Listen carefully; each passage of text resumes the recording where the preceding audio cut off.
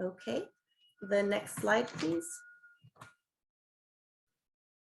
We have Melanie Winter here, the founder and director of the River Project. And so we're really lucky to have her here. She'll be talking to us about local watersheds and her work in policy change. Go ahead, Melanie.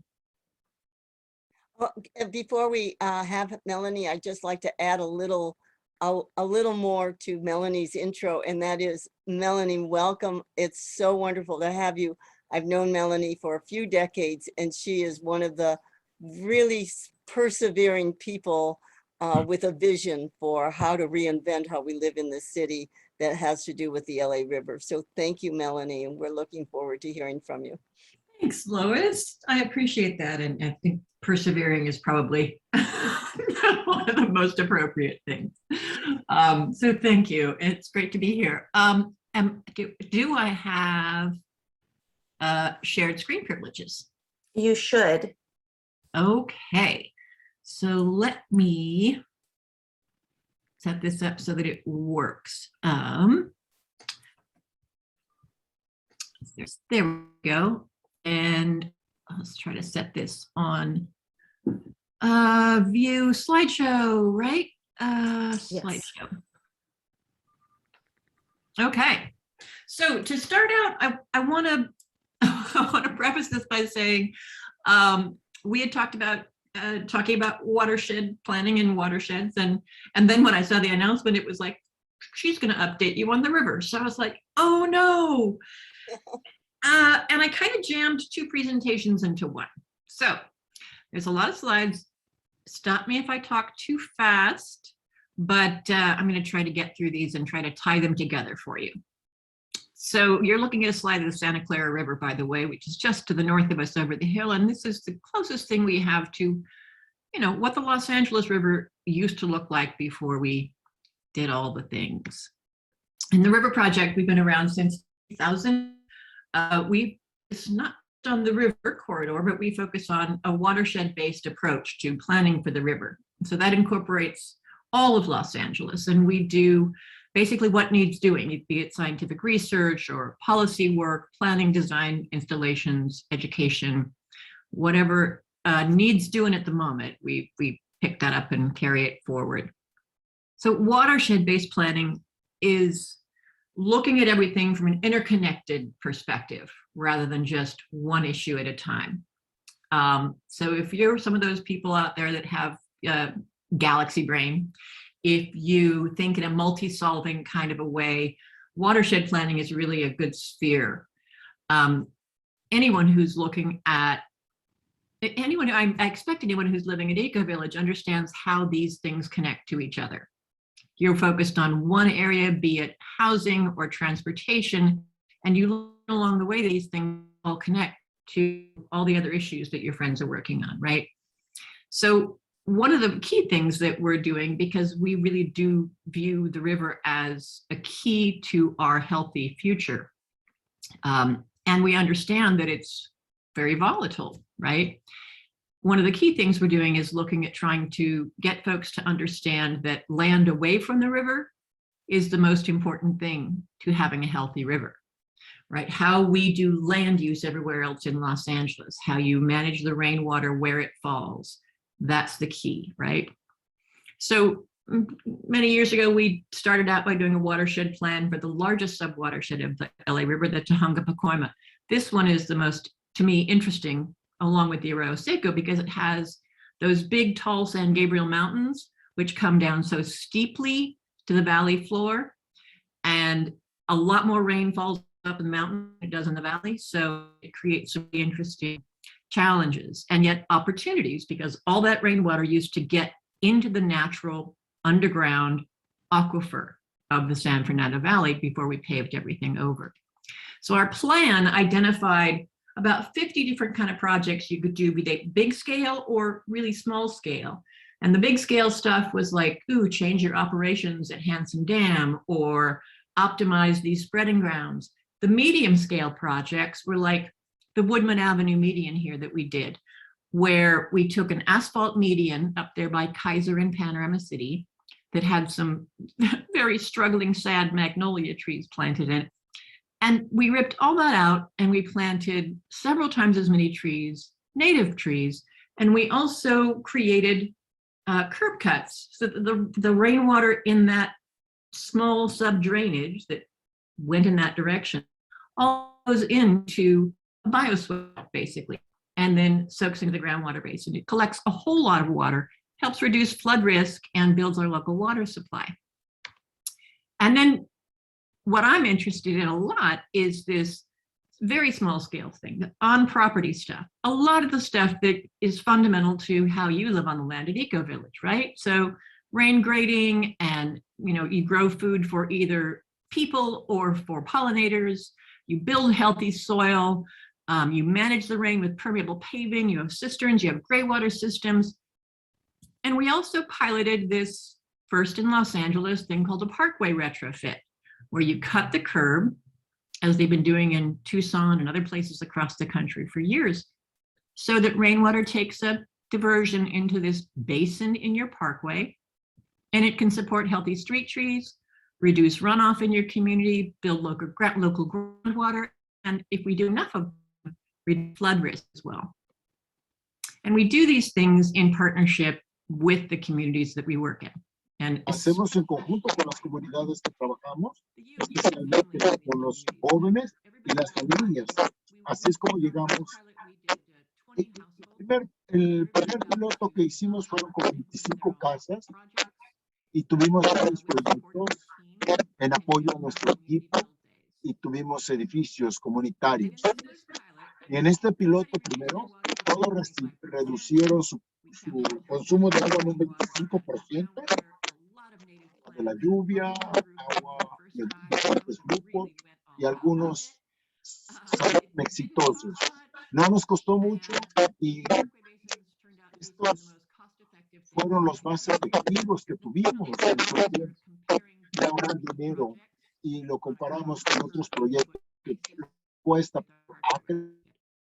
con lo que usamos de retroactivo. Y esto así es como hicimos planes estándares, trabajando con los ingenieros, haciendo estas cosas, y terminamos haciendo dos versiones. Nuestra versión, que es más sencilla, y la versión de ellos, que fueron hechos por ingenieros, costó mucho más.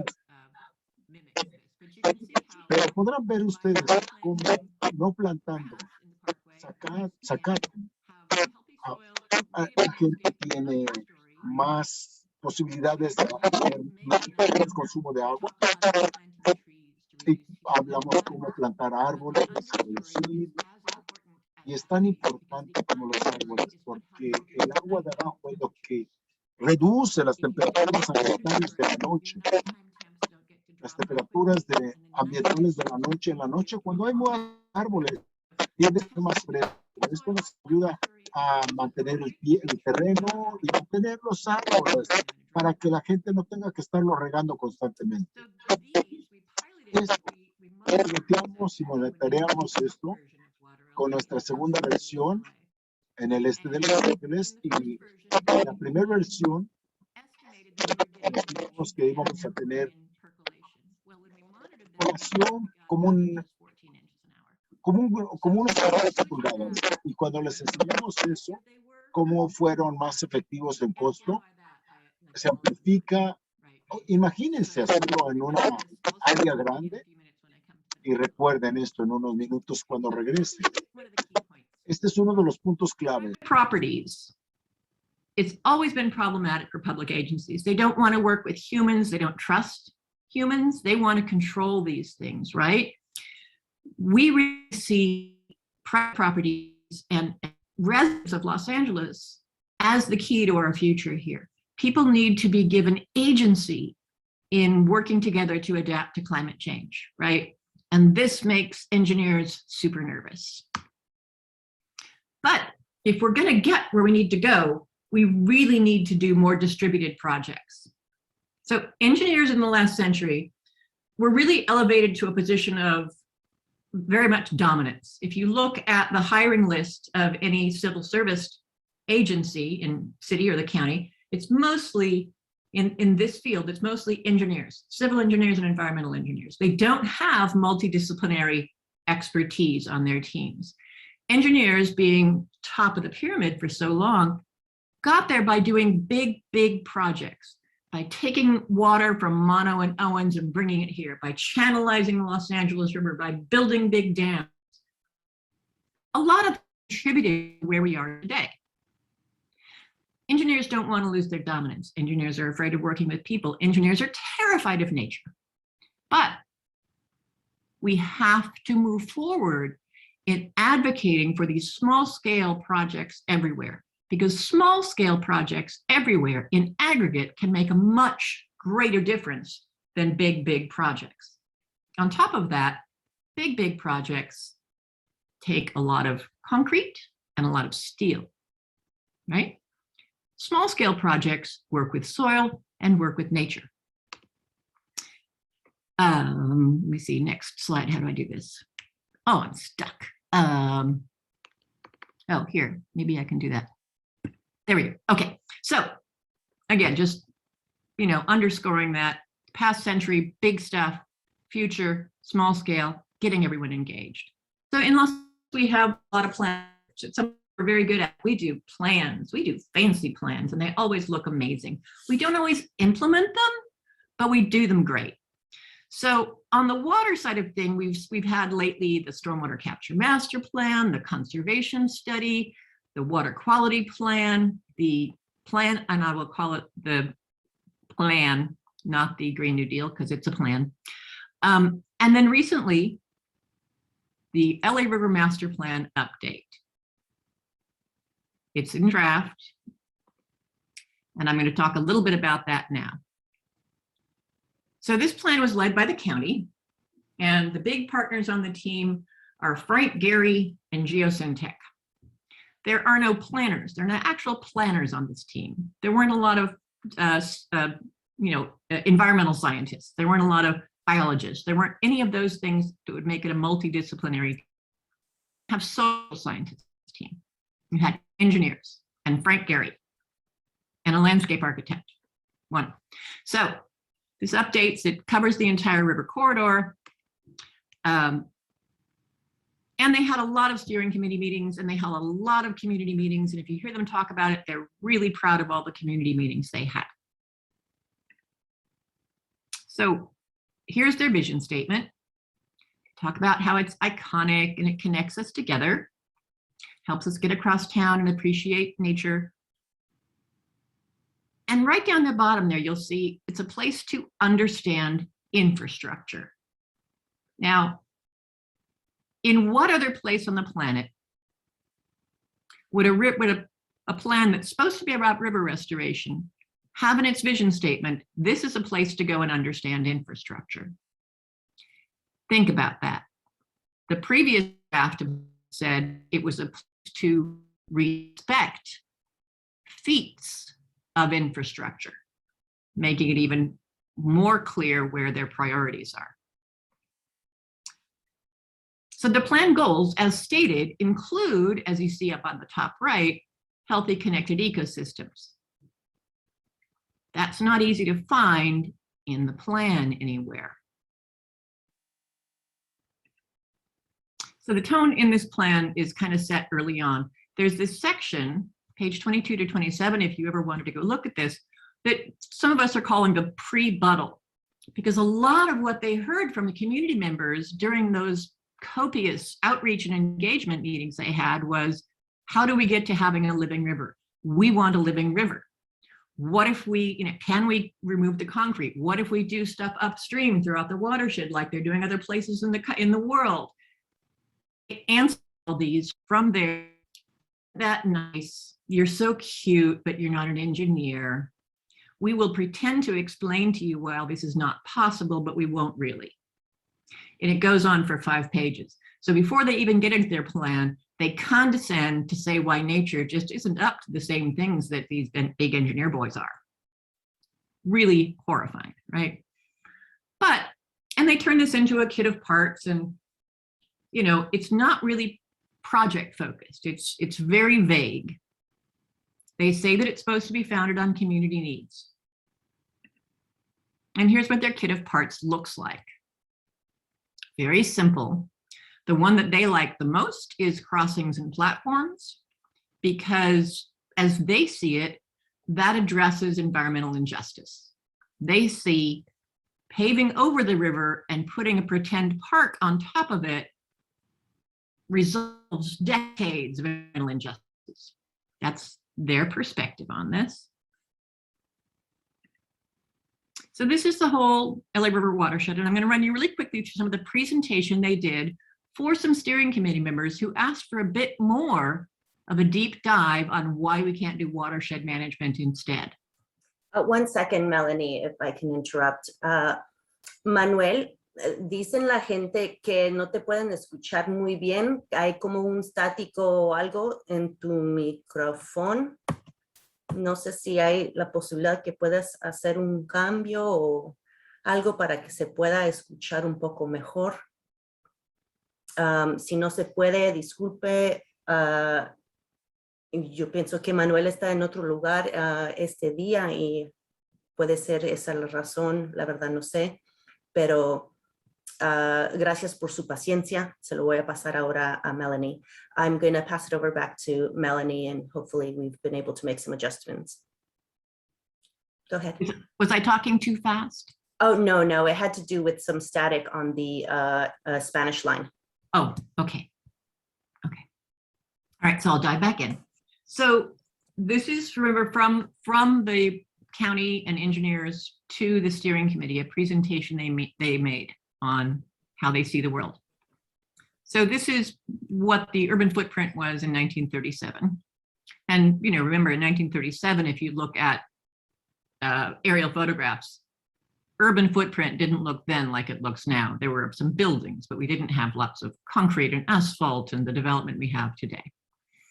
But you can see that it grew.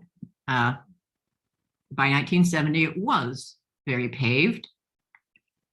And now, nearly all of the land in the watershed is paved over.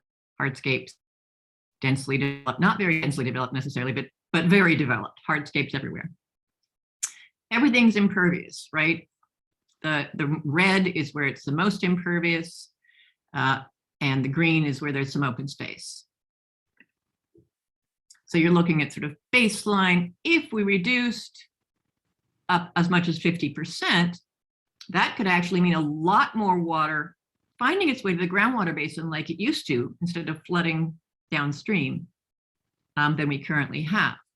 But they don't see that as realistic. Now, on top of that, Aparte de eso, una cosa que ellos saben y yo sé, yo estoy tratando de hacerles saber a todos que estamos en una sequía, pero our long-term average, and by that I mean over a 10-year period, of rainfall is not really going to change much. So if we're getting a fraction of the rain over years and years and years, but the average isn't going to change, that means we're going to see significantly more intense rainstorms. And you'll see that happening elsewhere around the world. You've seen, I'm sure, photos of these amazing rainstorms. We must have had a dozen in the last 6 months where cities across the world got a year or two's worth of rain in a day. Those are atmospheric rivers. That's coming, right? So this thing we used to talk about as a 100-year storm, that doesn't mean anything anymore. It doesn't mean it has a 1% chance of happening anymore. And you can see we've always been very variable in our rainfall here in Los Angeles. This one here is what I want you to look at. This is something that we're most likely going to see, and scientists have said that the likelihood of us seeing this kind of rain event here is equal to the likelihood of the big one, the big earthquake in the next 30 years.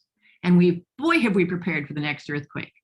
But we just can't wrap our heads around a flood coming when we're in a drought, right? So here's how the water would go normally in a storm of that size before development, before dams. These areas would get flooding. We have dams now, so that would be changed somewhat, but we would see flooding. in a storm of that size. And atmospheric river events are these things that drive our weather across the globe right now. That's why you're seeing intense rainstorms, right? These atmospheric rivers that come in very intense, and if they hit up against the San Gabriels and stall out, it's going to be interesting. So this is what they show as the current protection level. And one area you see in red and orange is the one reach that they did some mapping on more recently than the 1980s. These other areas, they're showing as having better levels of flood protection, but that's only because we haven't mapped them since the 1980s. And none of these account for climate change. So the way that Federal Emergency Management Agency has done their mapping is based on past, not accounting for climate change. And there's a big policy discussion at the national level about changing that.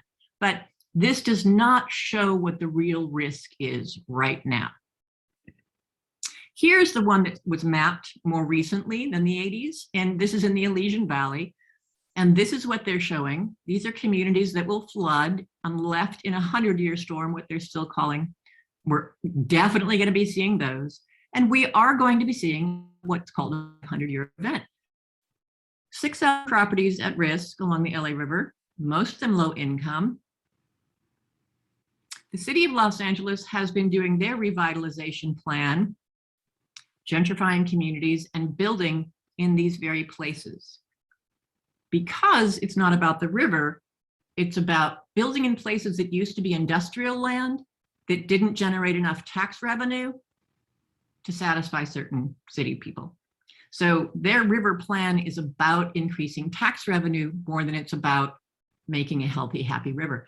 And one of the reasons they're not talking so much about flood risk is because that complicates their plan to concentrate housing in the floodplain. So the county says, here are some ideas about reducing flows in the channel, because that's how they talk about these things, or increasing channel capacity.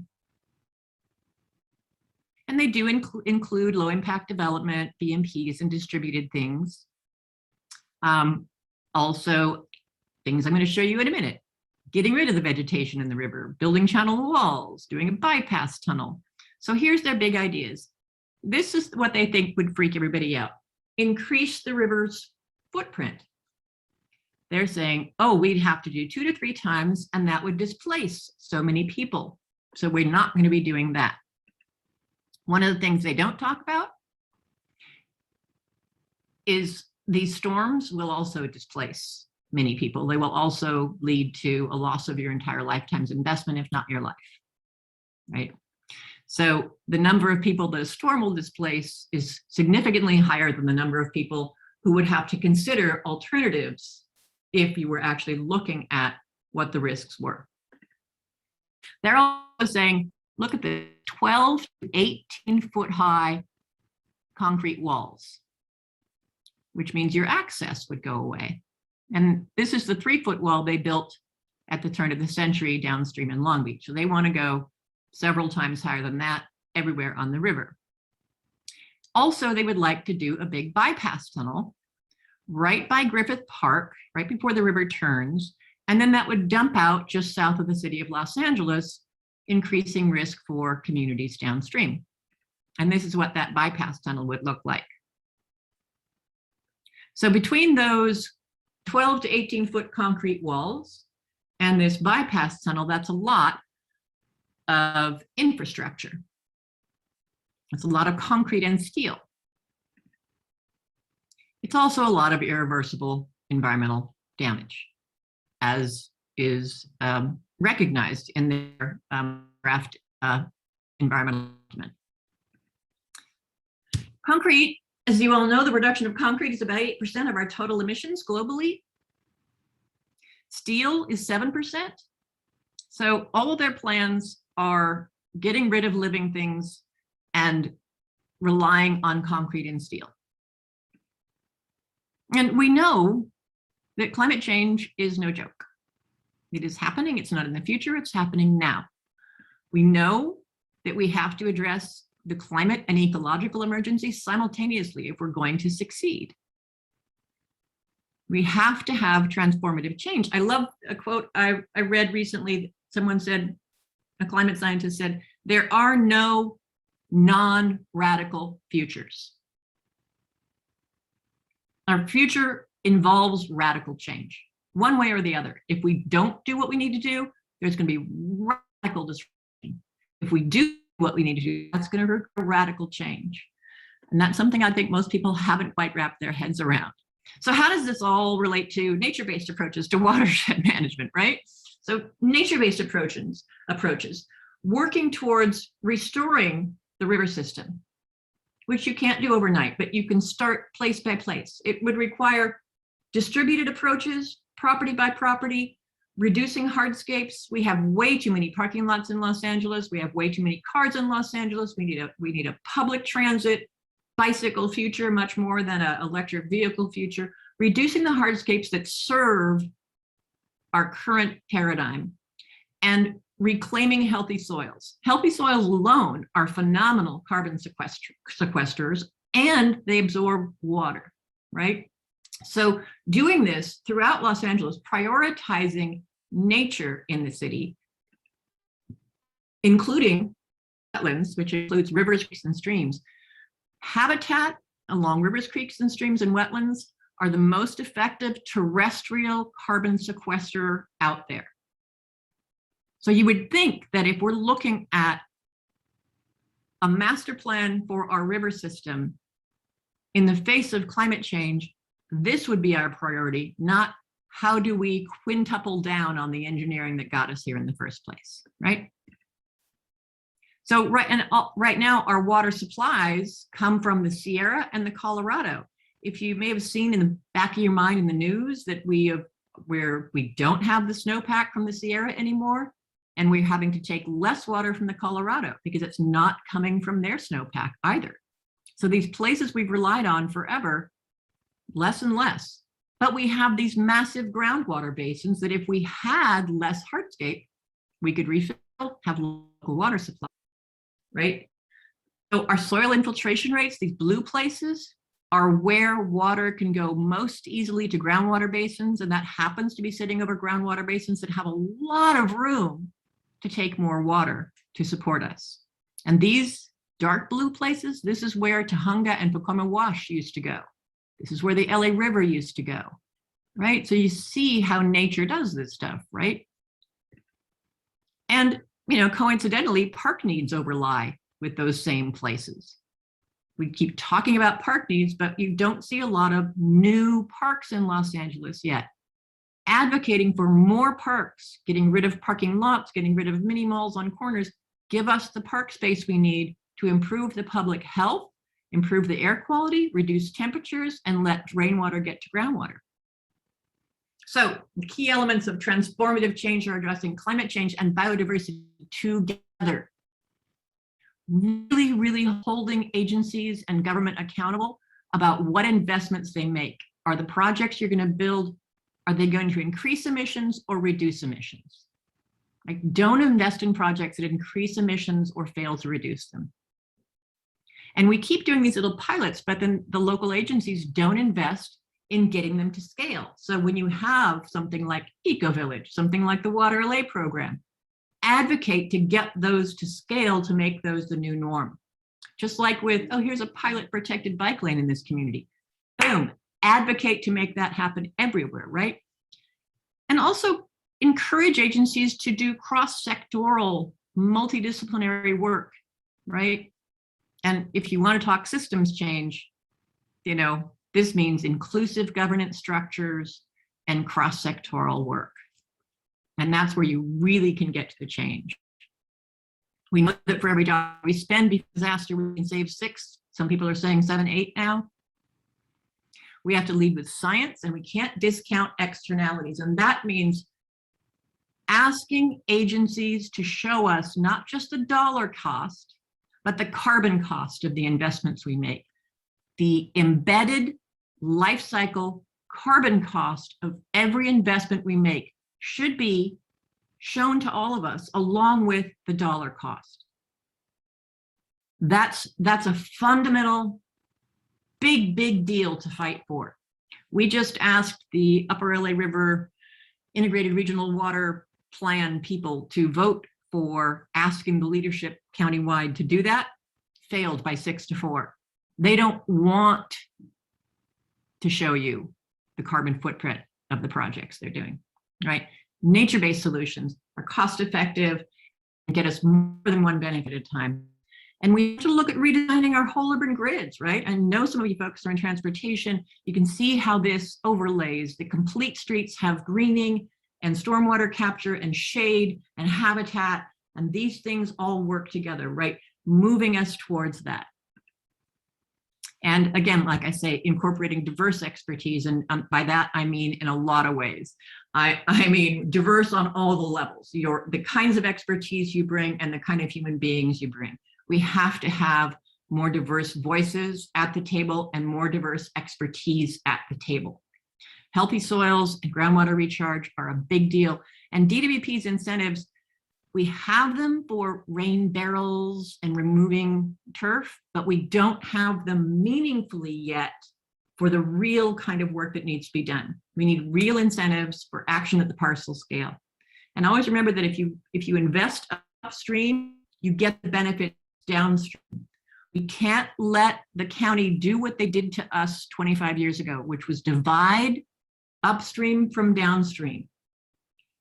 They fomented a fight. The lower LA River folks, they were saying, we are the frontline communities and you're putting money into the upstream white communities on the river stuff.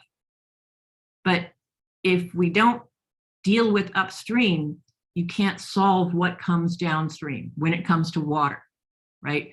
So if we can get the Upper LA River, San Fernando Valley groundwater basin, manage that rainfall there, then it reduces risk for downstream communities. So when it comes to water supply and flood risk, can't fall into that trap of upstream versus downstream in a conversation. And all of our investments have to move us towards real carbon neutrality, right? 30% of our investments towards nature. So there you go, maybe two different presentations smashed into one at the last minute. I don't know if I answered any of your interests or questions, but talk to me. Thanks.